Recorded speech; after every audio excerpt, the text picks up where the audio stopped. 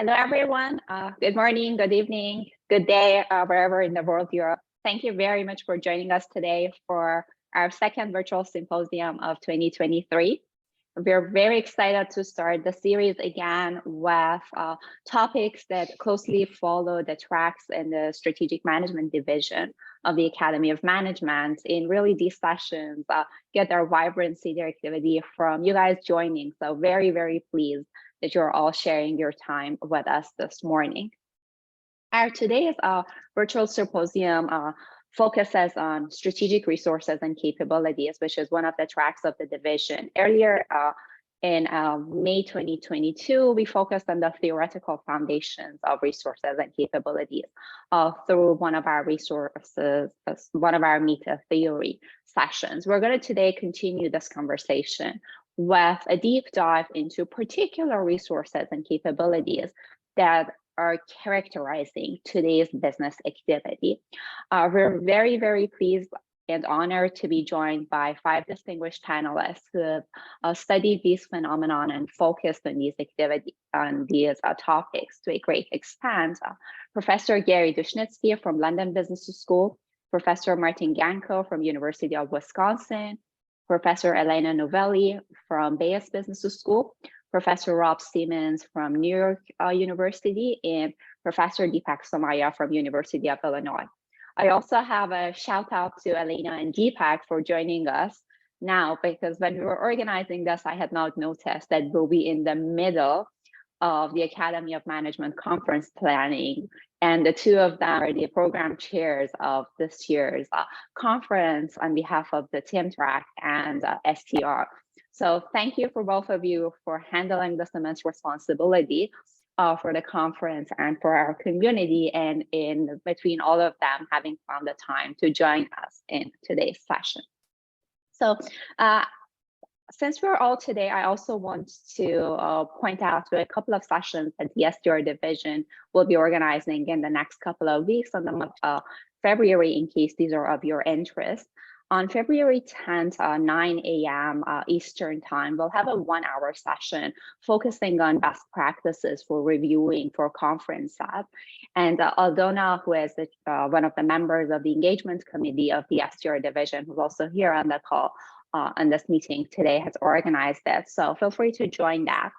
February 13, we'll have a virtual symposium focused on the topic of strategic human capital.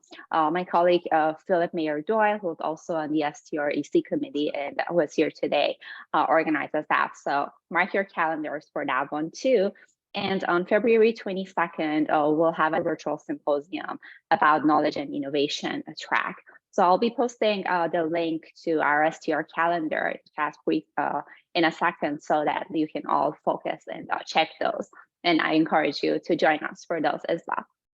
So for today's session on the topic of strategic resources and capabilities of Industry 4.0, this is really motivated by this evolutionary trajectory of how each of the industrial revolutions that we have seen in the history, starting with the first one to what is now being called as Industry 4.0, the fourth one, really started based on new resources and capabilities that really allowed enterprising actors in every time period to flourish and benefit from them. And at the same time, each of these firms in those time periods really started to fine-tune, find the different ways to manage, reconfigure these resources, and their business models had to adapt in particular ways to those.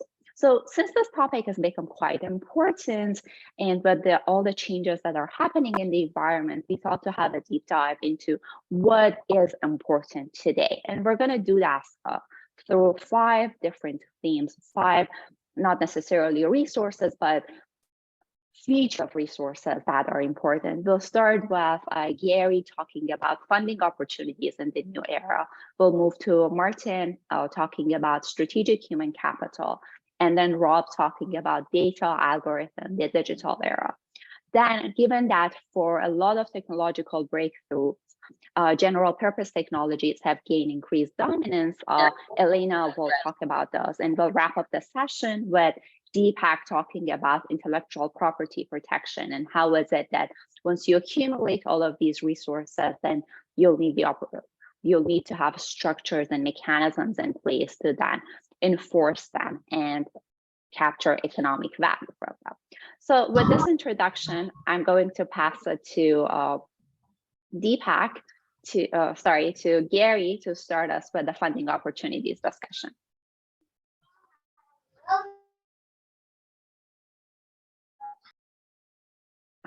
Gary, you're muted.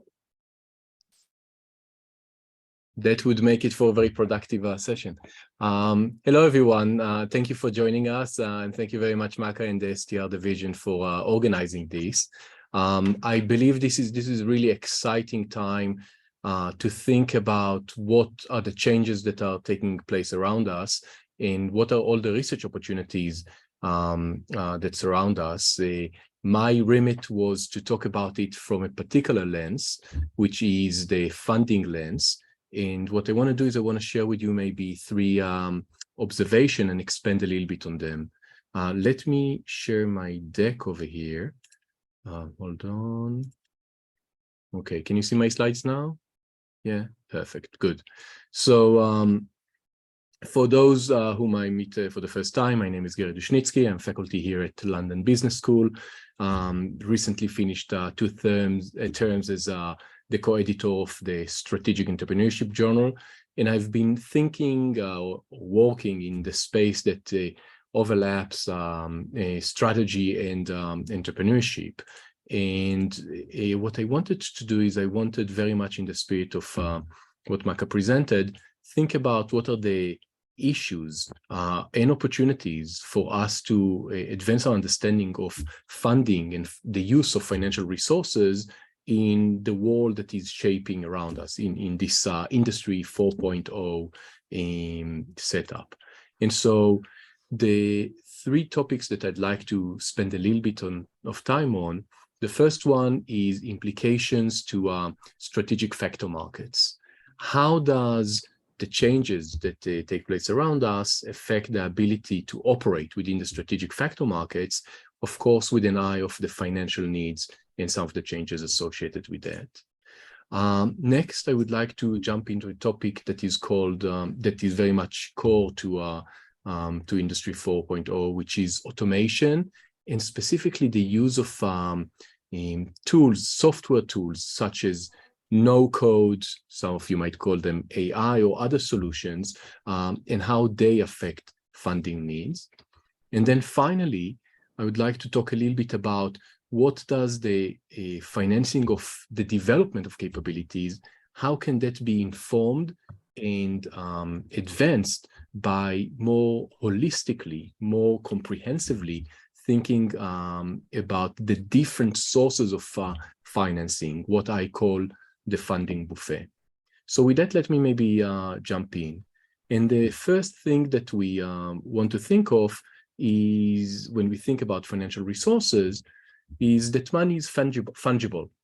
Now, I don't know how you stand on NFTs and how you stand on some of these issues, but if you understand that money is fungible, and that's, I think, the core property or the core feature of it, you understand 2 things. The first one is that it can be applied or utilized very, very broadly, which is why we oftentimes talk about the assembly of financial resources and specifically the assembly of capital, because it can be very useful to hire people, to buy machines, to develop capabilities, and so on and so forth. Because it's fungible and used for so many different things, it is also one of those data points or most common transactions that we see in the context of developing companies and capabilities. Now, the other thing to remember, and that is something that I hold close to my heart, even though I study financing, it's important to remember that funding is oftentimes a means to an end. The goal is not, and especially when we talk about it right now, is not to be the one who raised the most money. It is the one who is actually able to drive the company in the development of capabilities forward. Another thing, and this is kind of a blast into all of our kind of basic conversation around strategic factor markets, is that money in and by itself will not allow you to generate rent, because it can be competed. And so all we need to do is go to Barney's seminal work and understand that in the strategic factor markets, in order for you to actually acquire the resources and develop the capabilities that will generate a rent, you need to either be lucky or have some sort of a unique foresight. Now, this is quite important, and I think we have in various streams of literatures, including some people who are present on this call, that have talked about how operating under different strategic factor markets conditions might shape performance because it affects your ability to develop capabilities. Recording in progress. One of the things that that I'd like to kind of make a point of is this is the point where really strategy and entrepreneurship might connect. And in fact, you've seen quite a bit of work that talk about how strategically deploying foresight and entrepreneurial action can be instrumental to winning in the strategic factor market. If I take you back to some of your core entrepreneurship studies, you'll also see how this relates to the concept of awareness of imperfections in the market that allow you to acquire resources and capabilities below the market, or the ability to recombine existing resources in a way that creates new value. Why am I telling you all that? I'm telling you all that because when you look at these theories, one major feature of these theories is that they were developed a long time ago. They were developed at a time, at an era where information was scarce, with the velocity and richness of data was limited. Here's just a quote by McPhee and Eric Brownstone, who make the observation that the more data crosses the internet every second than were stored in the entire internet just 20 years ago. And so as we are thinking about what might be a source of competitive advantage in the strategic factor markets, one of the things we want to realize is that a lot of the theories that we had about foresight and maybe entrepreneurial action have been developed in an information scarce era, whereas today we operate in an information rich era. And so this is one of the key assumptions that Sharon Matusek and I talk about when we say that it is high time for us to revisit these assumptions. And already we know that there are some immediate implications. For example, one of the most, I think, cited papers recently is the one by Ramananda and colleagues who talk about the rise of experimentation and how the fact that there's actually a lot of information out there facilitates a different path to developing or acquiring resources in the factor markets. It further talks about how that feature allows you to fundamentally economize on financial resources. Another way to say that is potentially think about how much funding is needed and when might it be needed. There are a number of streams of literature in strategy and entrepreneurship that then take these insights and look at both the abilities to develop an experimentation capability in other dimensions thereof. And of course, just to make the picture whole, I think there's some really interesting research opportunities looking at the limitations to operating in information reach and the false comfort that it might provide. There's a nice paper by Kaukoning and Nanda looking at how getting a lot of feedback might actually send companies in the wrong direction to the extent that the pool from which they received feedback might not necessarily represent the people that they are going after. And so one domain or one area that I think would be quite interesting is to understand the strategic factor markets, the current assumptions people operate under, as well as some of the challenges that might be associated with that. If I shift gears and talk about automation and no-code capabilities, I figured that it will be useful to maybe give an example. I don't know if I need a show of, and how many of you would know who this particular person is? I'm looking at some of my STR colleagues to see if they know. No, they don't. Okay, they want. They know. There we go. Some people know who that is. So this is, I understand, a member of the Kardashian family. This specifically is Kylie Jenner. And the reason that I share that is first because it breaks a little bit the flow of this monotonic presentation. But second, because Kylie Jenner is known to be, I think, one of the youngest billionaires. And when she sold her company, at that time, she had only 7 full-time employees. A almost billion-dollar company employing only 7 full-time employees. And when you look at why is that the case, part of it is because it's built on an automation platform, on a no-code software solution that is called Shopify, that basically captured a lot of the dimensions that a business traditionally executed and literally put them as what we call no-code, an automated platform that enables all of these things.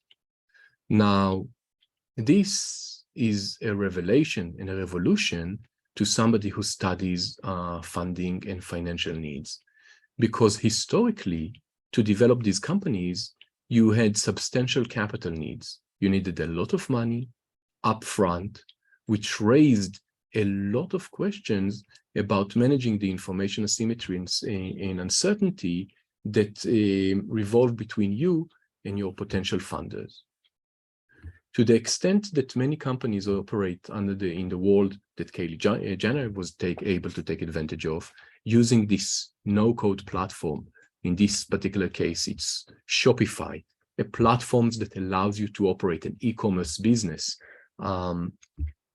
The funding needs are fundamentally different. In fact, just on the way to the office, I was in the subway, it's not the subway anymore, in the tube, and these were the advertisement for this no-code platform, Shopify. And maybe one of the interesting features of it is that I get the ability to have a full e-commerce company for $29.99. Very different funding needs than the $3 million I needed in the past. So in some of my work, I've looked at what does that mean. And I specifically looked at e-commerce companies that use these platforms and those that do not. Those that use these automation tools raise money later and raise less money. A lot of the capabilities are built into the platform, and so they need less money to finance it. Interestingly, also their exit profile looks differently. They don't go big or go bust, as is captured by the column on the right. Rather, many of them actually execute and grow these companies. And so the second point is that automation and no-code tools also change the financing needs and the capabilities that are developed. And if I quickly, and the other thing, and this is research, ongoing research, because it changes the funding needs, it also changes the location of where opportunities are being pursued. This is a heat map that shows you the ratio of Shopify-based businesses compared to traditionally financed VC-financed businesses. And you see that it is the less common entrepreneurial hub that seems to exhibit more entrepreneurial activity. If I just wrap this up with briefly one last observation, not all of the industry 4.0 are e-commerce businesses or online businesses. Some of them called for deep technologies, for significant time horizons, and so on and so forth. And the reason I mentioned that is because the literature has come to realize that the plethora of different financing sources, and many people, including many people on the call, have looked at those, and that can be venture capital, corporate VCs, crowdfunding, accelerators, and other. At the moment, a lot of the literature looks at these different settings or different sources and assume that they are susceptible to similar frictions, as I mentioned, information asymmetry, uncertainty, and so on and so forth. One of the interesting opportunities for us to think of is to what extent can these sources work together or next to each other in order to support different types of capability development. And rather than take too much time, because I'm mindful of the other panelists, let me just leave you with this map, which I call the funding buffet, that helps us understand how the different sources of capital are not just operating under the same premises and give rise to the same strategies, but actually differ on multiple dimensions. And I think one of the interesting things to do would be to understand what funding strategies might be appropriate for what business strategies in different domains of the Industry 4.0. I'm more than happy to answer any questions and take this further, but for now, let me just thank Maka and the organizers, and I'll stop sharing the slides. Thank you very much, Gary, for this enriching discussion. We'll go next to Martin Ganco. In the meanwhile, if the audience have any questions, please feel free to start entering them in the chat so that we can keep a record of that.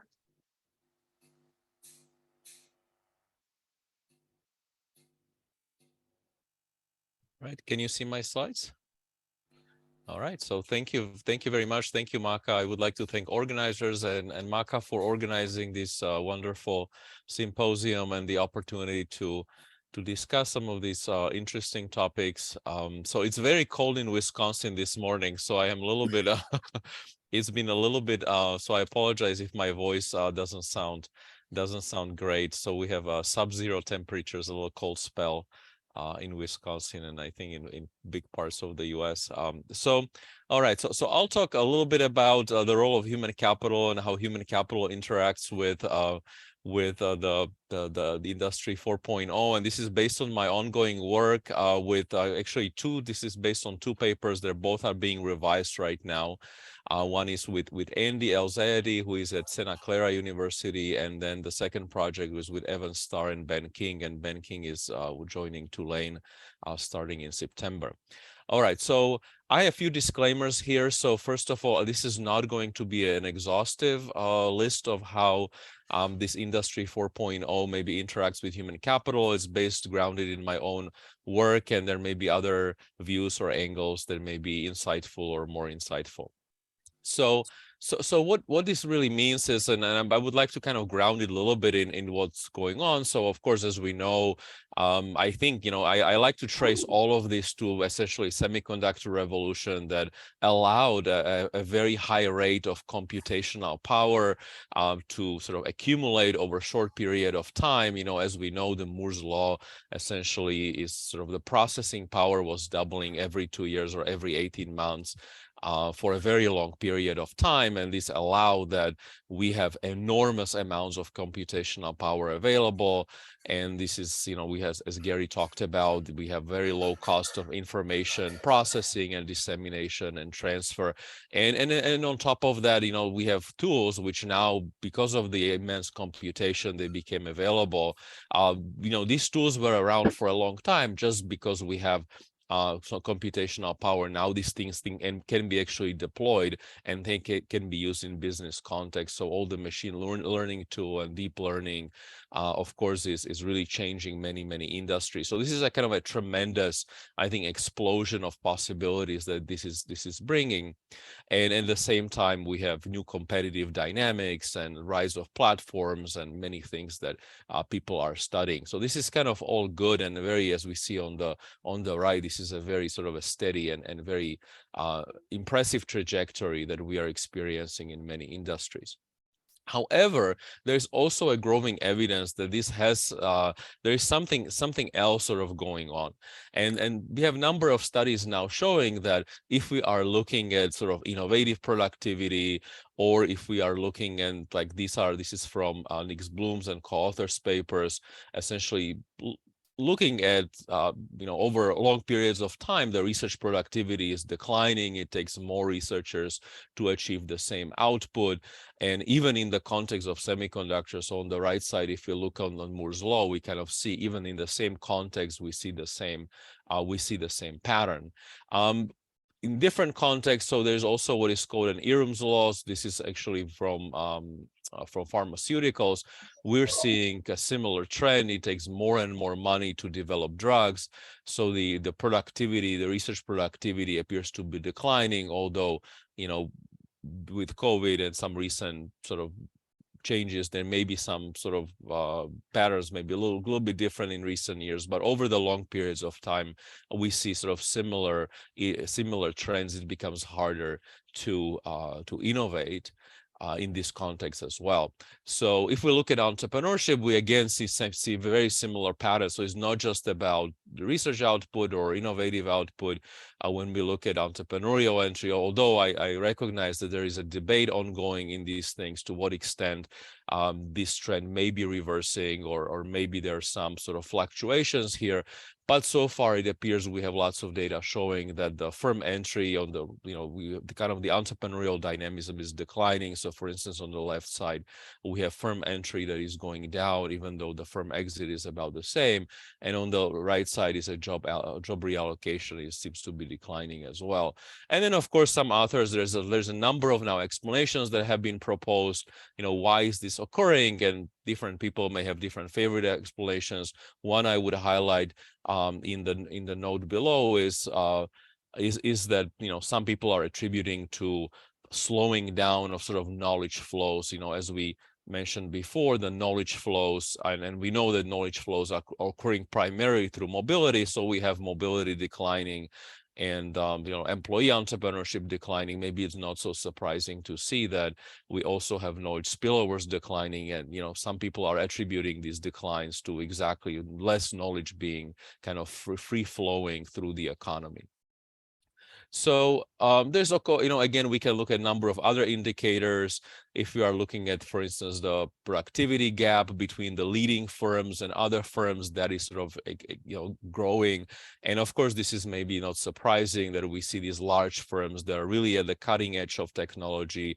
We have the Googles of the world, and then we have kind of, all the other companies. So the gap in terms of productivity is increasing, and at the same time we kind of see a similar pattern when it comes to overall dispersion that is seems to be declining, with only few firms kind of at the top. So what are some potential explanations for this? And I think there's one which I would highlight, and there's one which we are kind of building off of in this paper and in this work, which was proposed by Ben Jones. And the whole idea is here that in many industries, and this is not a pattern that may hold everywhere, but in many technologically intensive industries, we have this interdependence, this complexity of knowledge grows over time, where the new knowledge is not only replacing the old knowledge, but the old knowledge is sort of interdependent with the old knowledge. So the complexity grows over time. And because there are limitations in what people can learn and comprehend over time, it sort of means that human capital is becoming more specialized. So we have, and Ben is in his work, and Brian Utsi and others are looking at this, where the time to get a PhD is getting longer. We have, individual knowledge is becoming more specialized. We have a rising importance of teams. and increased focus on knowledge combinations and overall kind of the complexity of knowledge in many settings. Again, this is not a universal trend, but in many technologically intensive settings, the complexity of knowledge is increasing. So there's also some recent evidence about this also in sort of different contexts. So this is a Yuheng Ding, who is a doctoral student on the market, actually, who is looking at this in his dissertation, where he's looking at these patterns across many different industries, and using US Census data, and he's finding patterns which are very consistent. So in innovation, the complexity of knowledge is increasing over time, and the effects are stronger for sort of more skilled workers and highly ranked employees and so on.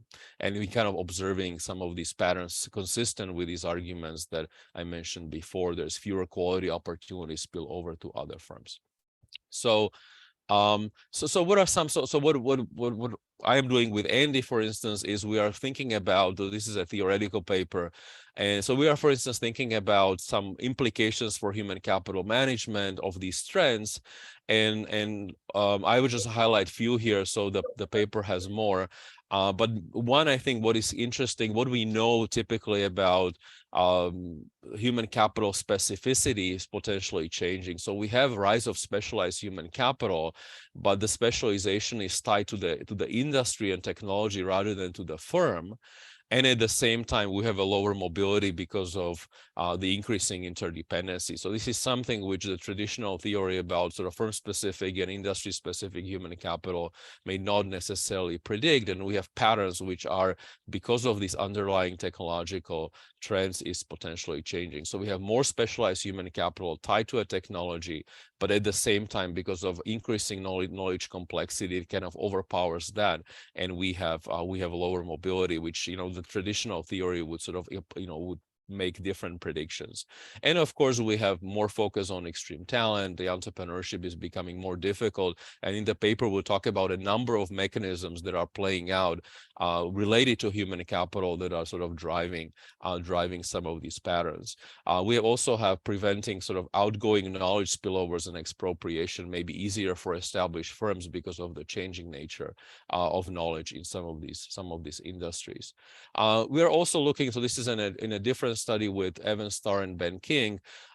So what we're sort of seeing in this, and this is using some very detailed data about entrepreneurial processes. So in tech spaces, the complementary assets tend to be more important for the exploitation of employees' ideas. And this is, again, kind of maybe contributing to some of these mechanisms where we sort of see that while smaller firms are better at entrepreneurship, so they're more open to employees' ideas, and this notion of not only people are acquiring skills that are relevant for entrepreneurship, but there's also more intrapreneurship in the smaller firms. We see the flip side occurring in sort of large established firms in the tech space. So in the tech space, you don't see more intrapreneurship in small firms. You actually see it in larger firms. And we're attributing this to more complementary assets being needed in that setting. So kind of the implication of this, that you have more of these ideas that are absorbed in the larger firms as opposed to flowing to startups. And there is a distinction between kind of the tech and non-tech when it comes to these dynamics. So what else do we know? So this is kind of a few other points here. So knowledge spillovers to complementers are very important, not just spillovers to competitors. And we also know that there are various dimensions of knowledge that are transferred and applied across firms. And this is including established firms and startups. So we have a lot of, based on our existing work, we know a lot about the type of knowledge that is spilling over. And we also know that there are different sort of reactions of different policymakers, and there's lots of discussions across states. And I'm happy to, follow on this in the discussion. So what are a few other gaps that may be, going beyond, broadening a little bit from the discussion that I had? I think there's a lot of potential studying more this intersection of these new industries, or what's happening now in the technology space and strategic human capital. I think this area is just emerging. We usually do not necessarily, when we think about strategic human capital, we are more focusing on the firms and maybe kind of a snapshot in time, as opposed to these larger trends that are occurring over a long time. So I think we have a limited understanding of how human capital management changes in light of these bigger trends in the industry. I think there are some opportunities there. And this will be different for different types of firms. So studying lots of heterogeneity, which is at the core of our field. And I think the big question with respect to the topic that I just discussed is that whether these declines are permanent or are they temporary. Are we going to see some reversal? Are we going to see new technologies sort of coming in, new inventions, changing these trends? And then what are the implications for strategic human capital? All right, so I think I am out of time. Thank you very much. Thank you very much, Martin. Brock? All right. Can you all see that okay? Yep, okay. I think I saw some thumbs up. So thanks so much to the organizers. Thank you, Maka. Maka asked me, just like Gary and Martin gave a very big sort of remit, if you will, talk about data, algorithms, everything to do with AI. I'm not going to do that. I'm going to like carve out like a really small little piece. And I think you'll hear some of the same words that you heard Martin using a moment ago and that you heard Gary using a few minutes ago. And so there's sort of a nice thread there. So what I'm going to focus on is AI and the importance of complementary investments. And I'm going to motivate this a little bit differently. I'm going to motivate this by thinking about comments that I get when I talk to AI startups, but both as part of my research, as well as just part of me being a professor talking to lots of students and alumni that are sort of entering this space. So here's something that I hear a lot. This is the puzzle. There's lots of adoption of AI, but so far limited evidence of a payoff. So sort of in general, there might be specific cases. And so a solution that I like to think through, and I can talk about some of the boundary conditions here, but I like to look at the recent experience of robots and then from that generalized to AI. And again, of course, there can be some boundary conditions there. One of the findings there is that investments in robots leads to payoffs for firms that invest in robots on average. Leads to increased growth, so employment growth, leads to increased performance, so increased productivity, but only if a firm also makes complementary investments. And this is, again, sort of linking back to some of what Martin was saying. And so then drawing from that and switching over to AI. So when investing in AI, firms also need to make complementary investments in human, physical, and digital capital. Collectively, I'll call those complementary assets. And I'll use that term a whole bunch during my remarks. And so I think that this leads to some nice research opportunities that I'll sort of touch on very briefly. So that's the agenda. I'm going to sort of go through each of these bullet points. So here's the puzzle piece. So there's been dramatic breakthroughs in terms of what AI can do in sort of lab settings. When I made these slides, this was sort of pre all the hype around ChatGPT. So I should have something about ChatGPT here, right? But plenty of examples of AI doing great in the lab. Plenty of things we can point to in terms of AI being commercialized, right? So commercial opportunities coming out of these breakthroughs in the lab. One that I like to look at, and I really should update this, but this is looking at US venture capital funding and AI startups, right? You see this dramatic uptick starting in 2013, 2014 or so. There are other indicators you could look at as well, like patents, for example, and things like that. But so far, mixed results. And I told you about, my former students and whatnot that I talk with. You could also just do a search via Google or whatever, Bing, and you'd come up with titles like this from major publications, right? So mixed results.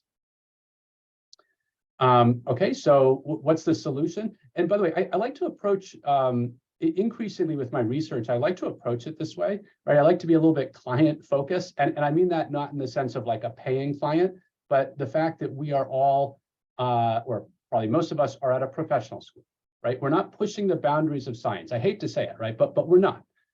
We have clients. Our clients are our students. They are practitioners. They are policymakers. This is sort of the business that we're in, is trying to help them overcome problems. So here's a real problem that people have identified. Here's one approach to addressing it. I'm going to focus a lot on robots and then try to generalize from that. So robots, like AI, you can think of them as a general purpose technology. If you look at other types of general purpose technologies like steam engine, electrification, early IT, all of these have led to growth. What's interesting, though, if you look at all of these, and arguably if you look at robots, and I'm going to argue AI, you don't see that growth at the firm level unless you also see investment in complementary assets. So what do I mean by that? I'm going to now start to get very sort of specific with some examples. So Paul David has, so I really think back to Paul David, and by the way, unfortunately, Paul David passed away recently, as many of you probably know. So Paul David is was an economic historian at Stanford. Probably his most famous work was on QWERTY, which many of you have probably read. Probably his second most famous work is what I'm referring to here, and I forget the exact title, but Dynamo is, I think, in the title. So he had this paper from 1989. Where he's looking at U.S. manufacturing firms, mostly based in the Midwest, around sort of early in the 20th century. They are all run on steam power, and they are all switching over to electricity, right? The new general purpose technology. And what's interesting is it takes a long time for the switchover to happen and for firms to benefit from this switchover. So on average, it takes 5 years before these firms see an increase in productivity when they switch from steam to electricity. Okay. And so his whole paper is, well, why is that, right? It's sort of interesting, right? It's a problem, right? He has these clients, like not real clients, but you know what I mean? Like they're out there, there's a business problem. These firms have a problem when they're switching to this new technology. Why is it? And so what he sees, and so his sort of argument is that these new general purpose technologies are not plug and play. I don't think he doesn't use that term, but basically they're not plug and play. So the way to think about this is that a manufacturing plant that is optimized for steam, you can't just take the steam out of the production line and then stick in the electricity, because the entire production line is set up and optimized for steam, and steam does things differently than electricity. So when you're switching over to electricity, you have to reorganize the production line, and in some cases you have to make additional investments in new capital. It could be human capital, it could be physical capital, et cetera. Right, so there's those additional investments you have to make. But then importantly, and this sort of, I think, links to some of the things that Gary was saying, importantly, you don't know ex ante, or you don't have a very good idea ex ante about what these new investments are. And so you have to be a little bit entrepreneurial, right? You have to do a little bit of experimentation. There's a little bit of learning by doing and things like that. All of this takes time before you can ultimately benefit from the switch to new technology. In some of the work that I've been doing, the more qualitative work that I've been doing, I'm seeing some evidence in some of the sort of more systematic quantitative evidence, but I'm not going to share that with you today. I'm going to share with you some of the qualitative evidence that I see of this in manufacturing plants that are adopting new technologies like robots. So this company is called Soundwich. They're based outside of Cleveland, Ohio. They're part of the automotive manufacturing supply chain. They basically make components that go into vehicles. And I'll set aside for now what these components actually are. But here's one of their production lines. They've invested in robots. So here's a robotic arm that I'm highlighting with my cursor. But they've had to invest in a whole bunch of other equipment as well. And I'll just highlight a little bit of it here. There's this appendage at the end of the robotic arm that they've had to make specially for themselves for this very specific parts that they're making. This is a view of the production line, but now from a slightly different angle. We're behind a cage here, so it's a little hard to take great pictures. You see these blue lights. They've had to invest in these. They help the robotic arm line up with the press, the stamper. You see the video camera here that's capturing sort of digital, it's sort of capturing a digital picture of what's happening. It's also doing some analysis. Well, the computer system that this digital camera is linked to via all these wires that run in the back of the machine, then does analysis on the different grooves and everything that have been stamped into this piece that they're making to make sure that everything is done correctly. There's a whole bunch of software that went into the system, proprietary software made just for these guys that goes into this. And then this individual here is someone they hired who has very specific skills around setting up and maintaining all of these systems. None of this was stuff that they had before, none of it. They had to invest not just in the robotic arm, but all of these additional complementary assets. And what are they? They are physical assets. They are, if you will, sort of digital assets. They are human capital assets. And they didn't know on day one exactly what it is that they would need to do, right? So there was a lot of experimentation, if you will, sort of really hitting the boundaries of sort of bounded rationality in terms of what it is that this firm needed to do and could do. Okay? I'm going to skip over a couple of other examples. So again, investments in robots lead to payoff, so long as firms also make these complementary investments. And so the argument that I'm trying to make is that when part of the reason why firms that are investing in AI are so far seeing limited evidence of payoff is because firms also need to make investments in these additional complementary assets. It could be human, physical, and digital capital. Now, let me just go back for a sec to this picture. I tried to be very specific when I was talking about this, highlighting the very specific process. I didn't go into details about what it is that this firm makes, but highlighting how sort of specific all of these investments were in terms of what it is that this firm does. So I want to highlight that word. These are very specific investments that this firm is making. Gary used the word fungible in his talk and how capital is fungible. These investments that these firms are making are not at all fungible. This is part of the big challenge, part of the big bottleneck, is they know that each time they make one of these investments, the value of the next best use, if you will, think about this from like a transaction cost economics point of view, is very, very low. There's very few other firms out there that make similar products to this firm, if any, right? And so if they screw it up, there's not some secondary market where they can resell some of this stuff, okay? Okay, so when investing in AI, firms need to make these complementary investments. And so let me give you an example. This is, I think, maybe the one paper I think that I'm going to highlight other than Paul David's is a great paper by Christina McElhern and Eric Brynjolfsson. That, again, we're not quite at AI, but this is predictive analytics. So they basically have some evidence I'm going to show you that when firms make investments in predictive analytics, they do see this subsequent increase in productivity, but only if they're also making investments in complementary assets, okay? Okay, so the y-axis here is the marginal effect of the investment in the predictive analytics. And you see that for some firms, it's positive, and for some firms, it's positive, but just very noisy, okay? So what's the difference between these two firms? It's firms that make investments in these complementary assets, be it IT, be it human capital, or be it other sort of production processes and things like that, right? So they're highlighting here a whole range of complementary assets that firms need to invest in order to see growth from these new technologies. I think the argument's clear. I'm not going to, in the interest of time, I'm not going to summarize it. Instead, I'm going to give you a quiz. Everybody has the raise hand feature, so I'm going to give you a quiz. Well, it's a quiz you don't necessarily know the answer to. All right, I've talked about investing in complementary assets, but how much are we talking about here? So that robotic arm that I showed you a moment ago, that costs about $30,000. Okay, so here's a scenario, a manufacturing firm that invests $30,000 in a robotics arm. How much did it invest in complementary assets? So where on here would you sort of make a little hash mark? So if you think it's another 30,000, that would be 1x.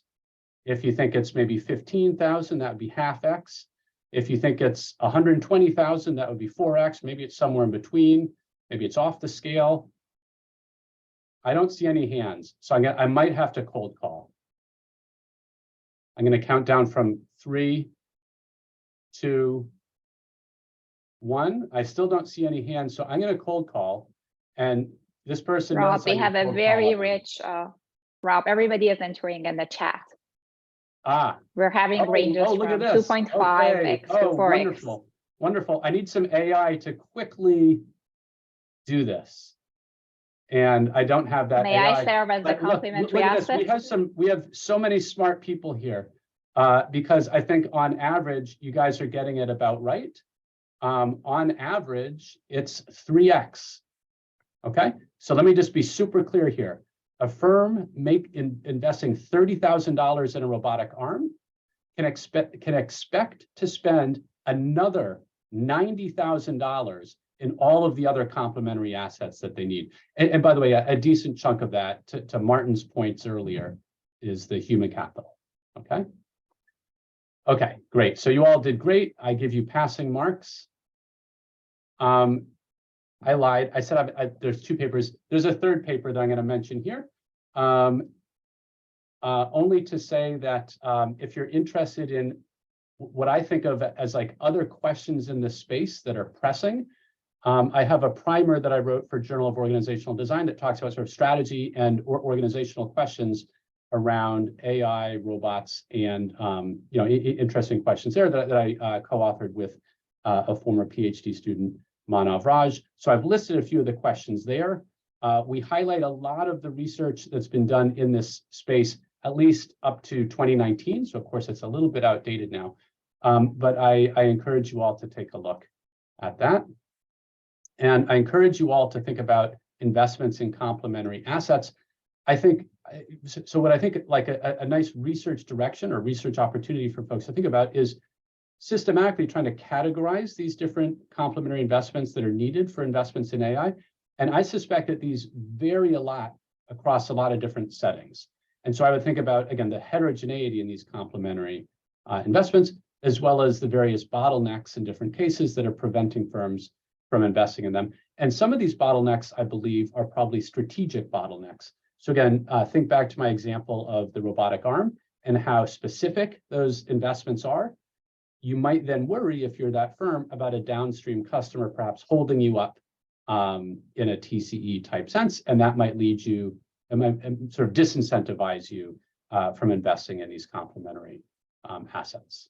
Okay, so with that, I will stop, and I'll stop sharing my screen. Thank you again, Maka. Thank you very much, Elena.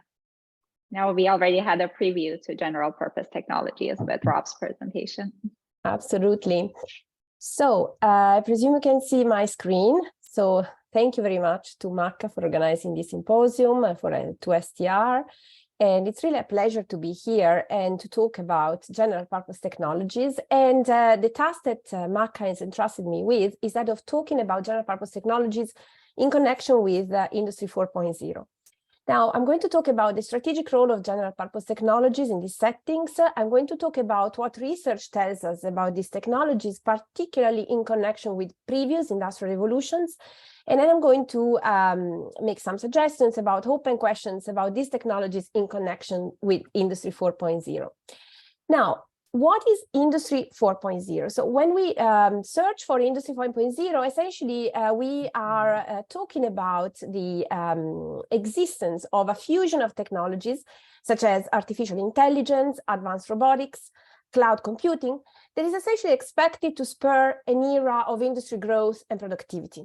The reason why this is talked to in connection with general purpose technologies is that the technologies of Industry 4.0, so again, artificial intelligence, robotics, cloud computing, tend to have the characteristics that are typically associated with general purpose technologies. So they tend to be pervasive, which means basically that they can be adapted and used as inputs by a wide range of sectors in the economy. They tend to be improvable, so they are suited to ongoing technical improvement to eventually deliver the superior performance or the lower cost to users. They are innovation spawning in the sense that they have the potential to spur innovation in application fields. Now, when we look at how the world will look like in the context of Industry 4.0, essentially we read stories that depict the world more or less in this fashion. For example, we hear about intelligent factories, which are highly digitized, largely autonomous facilities that make decisions, they self-correct themselves, and also make it possible to deliver customized products cost efficiently and at scale. Now, the core assumption behind this narrative, behind this hype, is that the general purpose technologies that underline this transformation will be developed at their full potential, securing a high technological performance and effective applicability across domains. However, what we know from prior research has looked at general purpose technologies, particularly in the context of previous industrial revolution, is that there are some key barriers and challenges that need to be overcome for this to happen. So first of all, barriers that concern the development of general purpose technologies. Now, GPTs are often referred to as strategic opportunities because that the technology can be applied to a variety of settings, enabling several opportunities from a strategic standpoint. First of all, the opportunity to tap into synergies. However, as President Trachtenberg noted in their seminal article of 1995, GPTs should really be thought of as opportunities rather than complete solutions. And this is so because they really involve strong innovation complementarities, which essentially nods to the idea of investment in complementary assets that Rob was talking about. So essentially, the idea is that when we are looking at a GPT, what we know is that the advances in the GPT really benefit from advancement in the application sectors, and advancement in application sectors benefit from advancement in the GPT. You will recognize here the famous picture that is in the President Trachtenberg original article in relationship with semiconductor. Another example is the steam engine. The steam engine is one of the most famous general purpose technologies, but the reality is that cheaper steam power was achieved only thanks to the fact that in parallel, improved materials enable the opportunity to create better engines, and also a superior understanding of thermal efficiency enabled to develop cheaper steam power. Now, this translates in practice in the idea that access to complementary assets, and in particularly complementary data and knowledge from application sectors, is really essential for the development of general purpose technologies. Let me give an example that comes from one of the technologies of the industry 4.0, which is the fact that researchers at Mount Sinai had developed an artificial intelligence tool that was trained to spot pneumonia on chest x-rays. Now, the performance of this tool was really great when data from Mount Sinai were fed to the algorithm, but this algorithm was markedly less competent in hospitals other than those it had been trained in. So in general, the problem that the application of these general purpose technologies to the different application sectors is going to face is the fact that, first of all, knowledge of the context is not necessarily codified. For example, in the context of this example, it's important to understand what parameters are key in the detection of pneumonia to be able to design the algorithm and frame the problem. Also, the data from the context are not necessarily standardized, are very far from being standardized in most settings. For example, in this context, the type of CT scan used or the way in which imaging techniques are elaborated differ substantially across institutions, let alone across sectors, across time, across geographies. And also, the data and the knowledge of the context is not necessarily accessible, and is not necessarily accessible to all firms involved in the development of technology. This basically presents substantial coordination challenges, which are highest for actors that are located far away, which basically brings up the question that is important for strategy scholars, which is what forms of coordination are emerging in the context of Industry 4.0? How are the different actors' incentives aligned? And also, how are company strategies going to be shaped by these issues? Second challenge refers to the appropriability of general purpose technologies. And once again, the importance of access to complementary data and knowledge, but not only for the development of these technologies, but also for the design of effective isolating mechanisms. So for example, if we think about neural networks, as a mathematical method, they are not patentable per se, but they are patentable if they are embedded in heart monitoring equipment to detect an irregular heartbeat. This basically means that the developer of mathematical methods of this kind needs to also have invested in this type of equipment, in this type of knowledge, needs to have access to assets in these areas in order to be able to protect. And obviously, if you think about general purpose technologies, this implies that the same type of investment needs to be multiplied for all the application sectors that the inventor or firm targets. So appropriability of general purpose technologies is a critical issue. And basically what we know from prior research is that firms that own the complementary knowledge, the complementary assets, and also that have organizational architectures that are designed to unleash communication and learning across sectors are probably in a better position when it comes to appropriating value from general technologies. So this once again spurs important questions for future research, like what appropriability mechanisms are more effective in the context of Industry 4.0, and also how does this reflect in the evolution of organizational architectures. Now, a related question concerns how can we profit from general purpose technologies?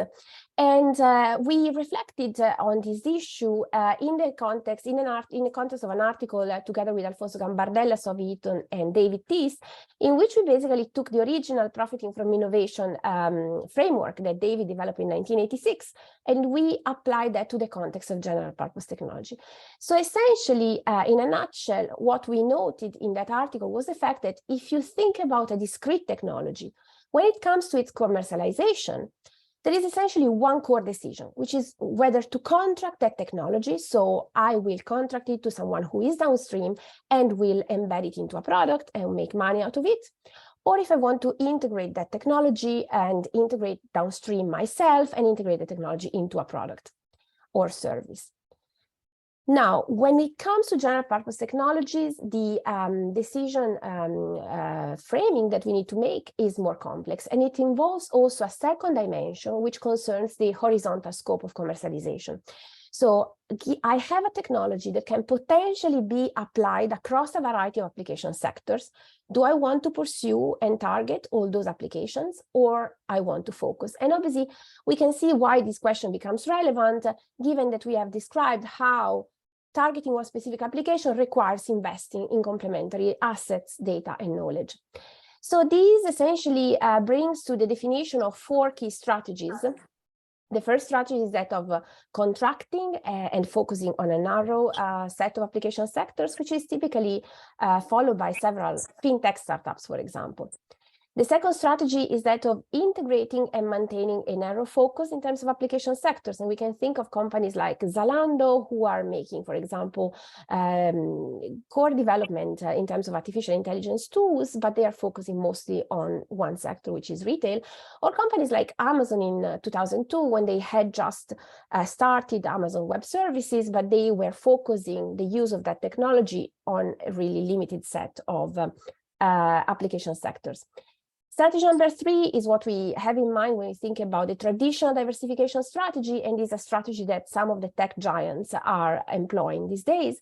And finally, strategy number 4 is a strategy that in my work with other colleagues, as well as Audra, Rashri, Sergey, and Sonali, talk about as specializing in generality. So the idea that the firm will target a variety of application sectors, but instead of integrating downstream, they will contract out the technology. And in the article, we talk about the opportunities and challenges associated with these 4 different strategies.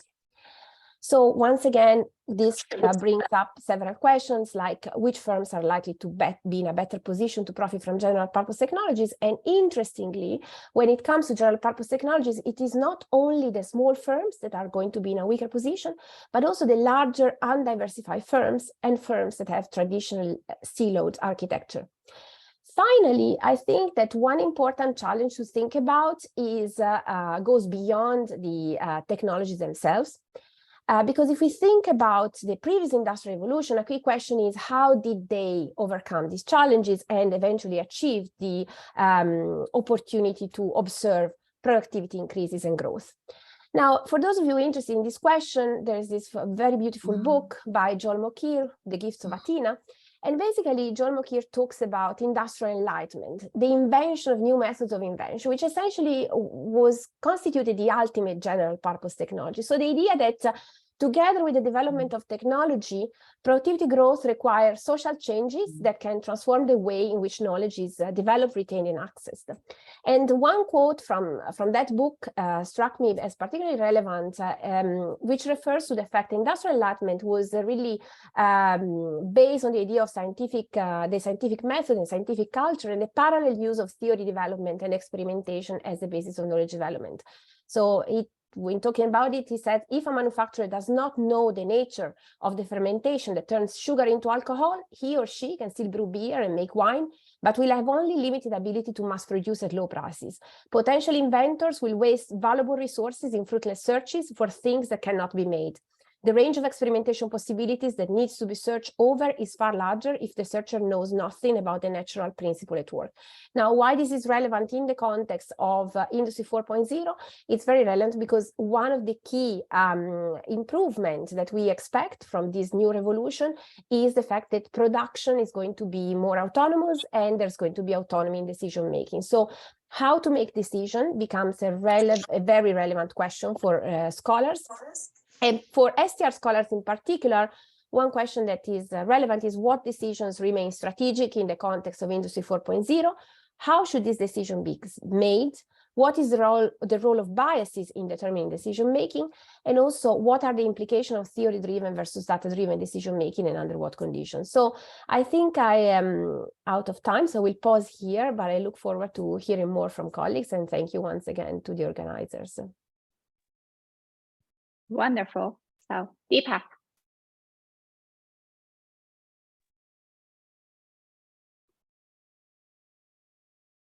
Thank you, Maka.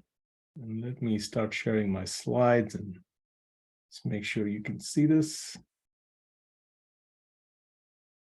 Good. All right, for those who don't know me, I'm Deepak Somaya. I'm at Illinois. Also, for my sins, the program chair for STR this year. So a couple of things about the way I'm going to approach intellectual property. One is that I'm going to be much more impressionistic than perhaps the other speakers, and so not talk too much in detail about individual papers. And then secondly, I think I'm following Maka's directions maybe a little too literally in terms of exact components that I'm going to talk about. So I'm going to start with a broad introductory set of comments, particularly on why intellectual property is important, and then give a quick outline of what the literature has done so far, and then highlight some opportunities in the literature going forward. Among other things, I think I'm going to be talking a little bit less about Industry 4.0 specifically, but more broadly about intellectual property and intellectual property strategy research. So why is IP important? And this is the reason that I started working on IP as a doctoral student. So essentially, if you think that we're actually moving towards a knowledge economy and we continuously keep moving further and further in that direction, then of course, one of the challenges we face is that knowledge assets are very hard to possess or control. And so if there's some kind of a way to exercise some ownership or control over knowledge, that's going to be valuable, and it's important to really understand how one exercises that from a managerial and strategic perspective. Now, one of the things that I will say is that IP is also different, in fact, different from all the types of resources we've discussed today, right? So it's not the same as general purpose technologies or financial capital or human capital or data or algorithms. And in one very important way, because it is not itself a resource, right? It's not itself a knowledge asset. Instead, what IP does is it confers some title or some mechanism of exercising control over knowledge assets. So it's better to think of IP as property rights, or think of it as isolating mechanisms, and not so much as resources themselves. And I think this is something that is not sufficiently pervasive in our understanding within the field of what IP means. So let me provide some broad contours of what the existing research on IP sort of looks at and does. Right? So just some background for folks who are not as familiar with IP. I know there's a mixed crowd here, so I want to highlight that when we think about intellectual property, there are a few different types of property rights here. And of course, a lot of us are familiar with patents, but there are other property rights that are, some of them are similar to patents in that they actually confer some kind of actual title. So if you notice my slide, and I put that in there as a prop, it says, you know, copyright with a little circle and says Deepak Somaya and has a year there, right? So that's essentially sort of asserting some kind of ownership, actual title over the creative content in these slides, right? So that could be one way of thinking about what IP does. But then there's also a bunch of things that fall under the IP umbrella that are mostly sort of prescribing certain kinds of actions. So for example, in the context of trade secrecy, we talk about misappropriation as something not being allowed, meaning that somebody can't reach out and essentially grab somebody's trade secret, so in a malfeasance kind of way.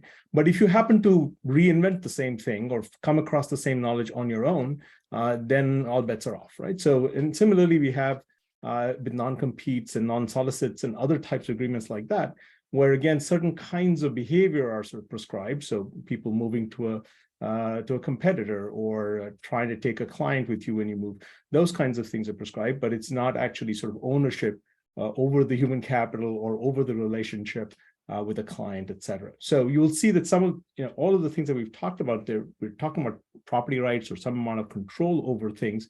And the things that are underlying there are different types of knowledge assets, right? So whether it's human capital, whether it's actual innovation or knowledge, or whether it is relationships, these are all different types of knowledge assets that are very important in the economy today. So underlying all of this, of course, is the fact that knowledge itself has these well-known public goods properties. So multiple people can own the same knowledge without there being any diminution in the ability to use it. And so it does place limits on what IP can do very broadly in terms of providing ownership or control over knowledge. And that's something that's important to keep in mind anytime one thinks about intellectual property strategy. So one framework that's outlined in my review paper back from 2012, which I think continues to remain useful, certainly when I think about IP rights, is when you think about IP rights, there's sort of three broad domains in which the activities sort of typically occur. One is how do you acquire the rights? And there's a number of different ways that you could acquire rights. And something as simple as copyright, just the creation of something in a fixed medium, kind of like how these slides actually do, that automatically creates the right. But in other cases, you actually have to take more affirmative steps, right? So patent application and examination and granting, for example, to get a patent. The other sets of actions that occur around IP involve licensing or sharing those rights, and then finally enforcing or litigating those rights. I think it would be, and let me also sort of highlight that this in turn sort of applies to all of the different types of IP that we see out there. And I would say that perhaps a vast majority of the research that we see tend to be in this group and this group alone, right? So it's the acquisition of rights and its patents. But I think there's a lot of interesting questions about all of the other types of IP and as well as the other domains in which IP can be used, both sharing or licensing as well as litigating. So at a very high level, I would say that a lot of our research, and in fact, even when we use IP-related data, there's a huge chunk of research that uses the data for other purposes, right? IP generates a lot of different types of data that we use to measure other things. It might be to measure innovation, might be to measure mobility barriers and things like that. But even when we are actually looking at IP itself and its impact, I think a lot of the questions that we tend to sort of look at have a very strong economics or policy flavor. Often builds on the economics of innovation. There's kind of a very strong emphasis in this literature on empirical tests, and largely we sort of you see a lot of work that's in the spirit of exogenous policy shocks and what does that mean for innovation in that kind of spirit. So you can see research that focuses on things like how IP scope or strength might affect a whole bunch of different outcomes like licensing, litigation, financing, entrepreneurship, et cetera.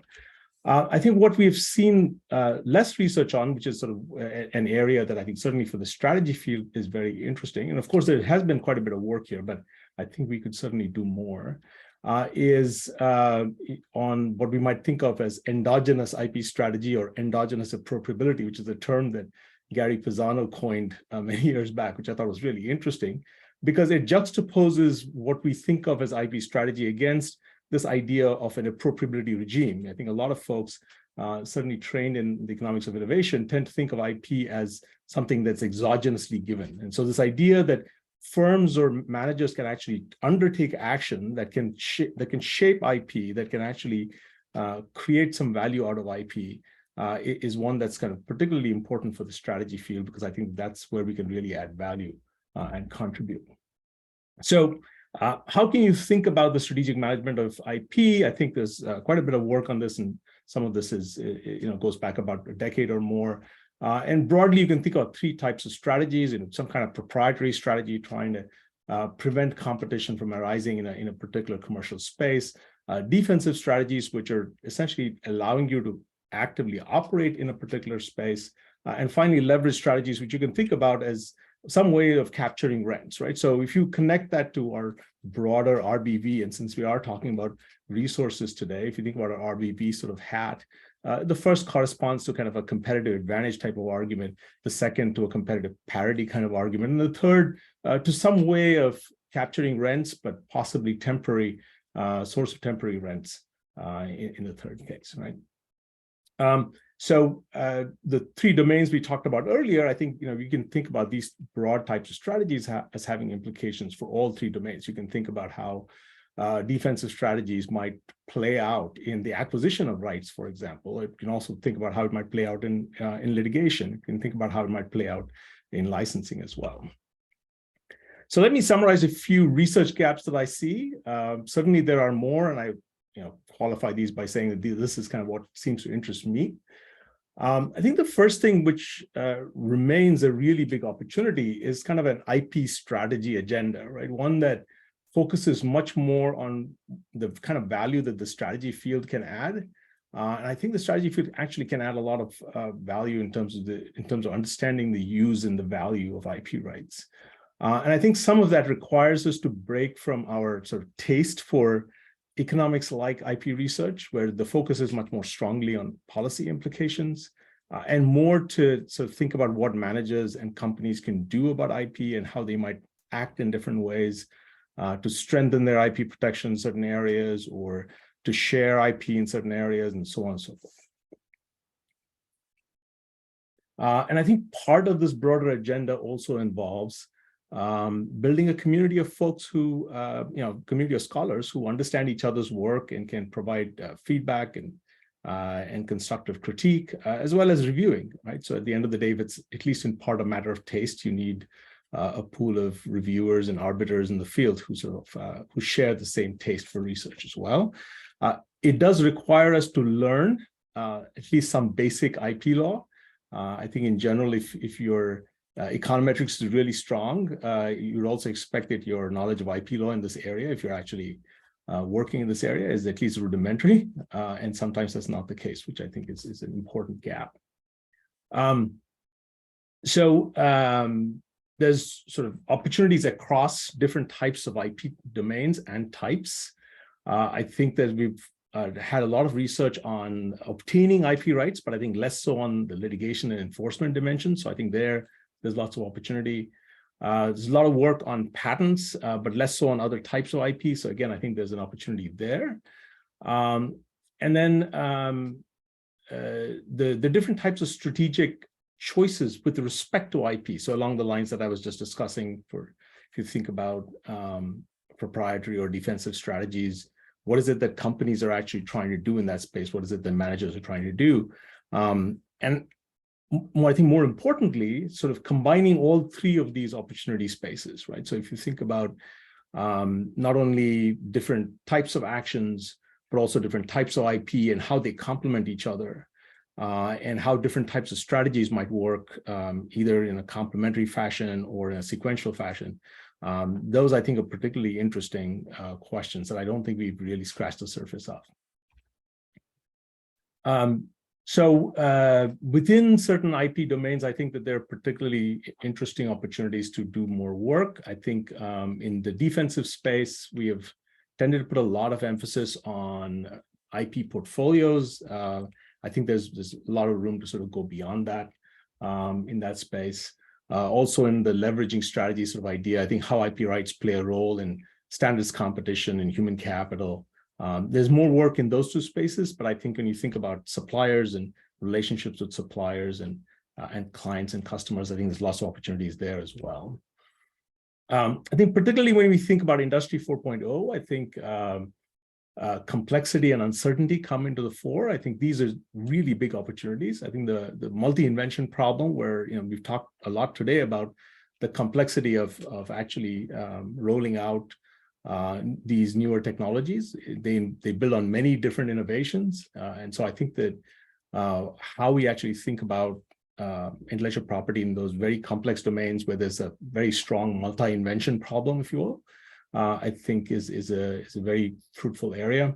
The other really fruitful area, I think, is thinking about uncertainty in the context of intellectual property. There's been a recognition that we need to think about IP as strategic options, and there's been some good work, even going back all the way to Pakis in the 1980s, looking at that kind of real option perspective of IP and using it to value IP. But I think managerial action that sort of incorporates uncertainty and strategic options is perhaps less studied. So that's another, I think, very important opportunity. And last but not least, and I'll leave this at a very high level, thinking about IP as a value capture mechanism and how it interacts with all the things that we do to actually create value is really a big area of opportunity.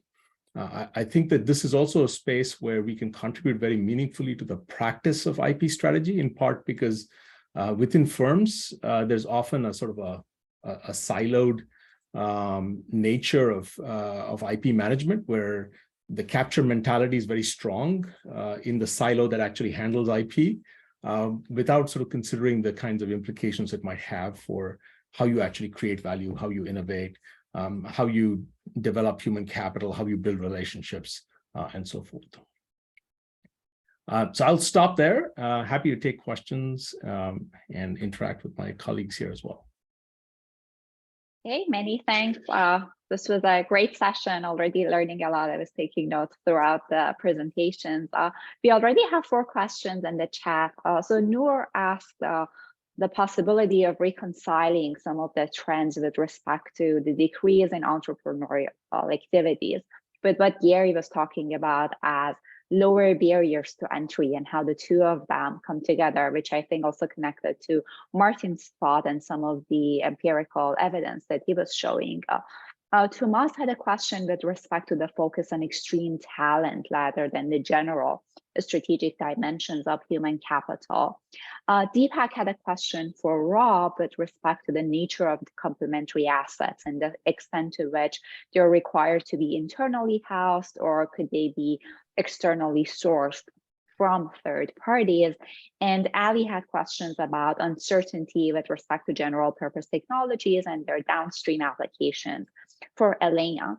If there are other questions, would you please raise your hand? You can probably unmute yourself and raise them to the group, and then we'll go back to the panelists for some reflections. Okay, I don't see any hands, so it looks like we already captured everything in the chat. So perhaps we can go with the order that we started: Gary, Martin, Rob, Elena, Deepak, for quick reflections, maybe on each other's presentations or in response to these questions, please. Sure. So I think on the question of what are the trends that we see in entrepreneurship and the overall decline on the one hand versus the reduction in barriers to entry, I think that there are 2 dimensions to look at. The first one is really to understand what are the general kind of economy-wide measures come to look at. And I think mostly those are driven by policymakers who are looking at entrepreneurship as a vehicle to drive employment. To the extent that Kylie Jenner employed only 7 individuals, maybe they're not tuned to capture that. So one of the interesting things to do is to really understand that. I think, Noor, you mentioned the point that it relates to conversation about necessity entrepreneurship versus growth entrepreneurship. And if I'll actually take your words, maybe there's something around an opportunity entrepreneurship that is actually distinct from a necessity and growth. And I think there are people such as Ben Allen and others that are talking about zebras versus unicorns and so on and so forth. This is a very long way of saying that the landscape of entrepreneurial activity can actually can potentially be enhanced. And one of the things that we're seeing is that Industry 4.0, both the opportunities it opens and the tools it provides, might allow us to think more broadly about this kind of entrepreneurial action. So these are just a couple of quick reactions. Thanks.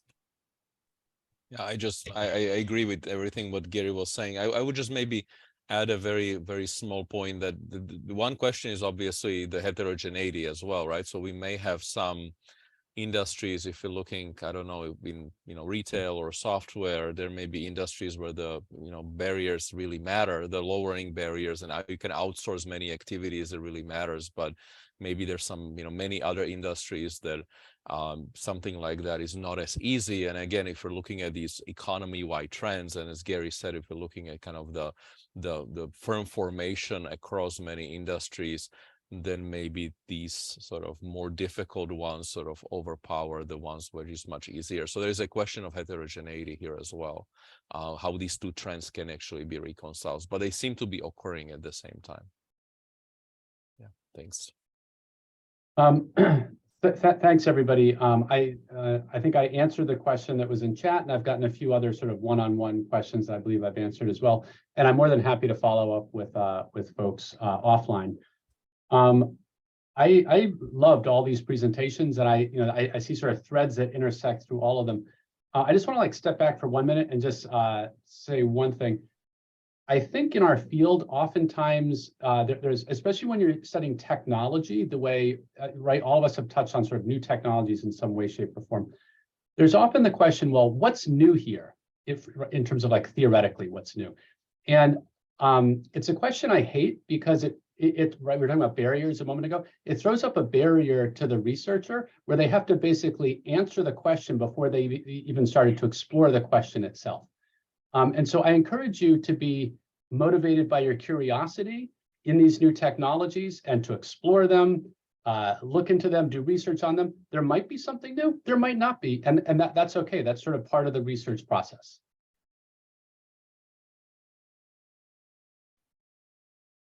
Okay, so thank you, everyone. And I'll answer Ali's question. So the question is about how we should think about uncertainty in connection with GPTs. And I mean, this is one fundamental question always associated with general purpose technologies. If we read the work by Rosenberg, when he talks about lasers, he basically tells us that the developer of lasers didn't even want to patent the technology because they were not sure if it was applicable at all. And we know how applicable lasers have become.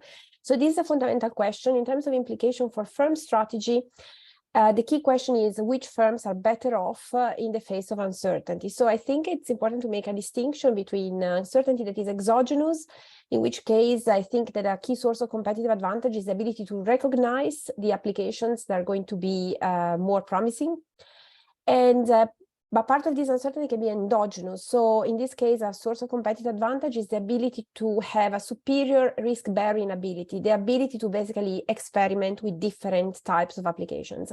And if we see big companies like Amazon or Apple or Google, that's what we see. We see that they have technologies that are generally applicable and they experiment with a variety of applications.